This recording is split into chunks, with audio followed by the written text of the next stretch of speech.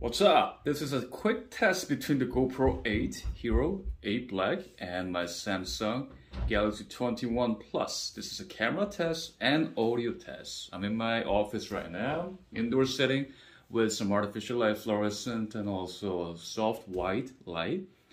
The cameras are, so the GoPro and my phone are standing right next to each other, as you can see from the angle. GoPro on the right hand side, it's set to 1080p at 30 frames per second and in linear mode.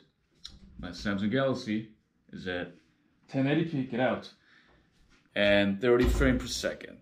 Okay, so how do I look here? It's the exact same environment, same lighting overall. So which one does it seem and sound better to you? The right GoPro 8 Black, or on the left Galaxy S21 Plus? You tell me. Leave a comment below and let me know which one you prefer over one the other.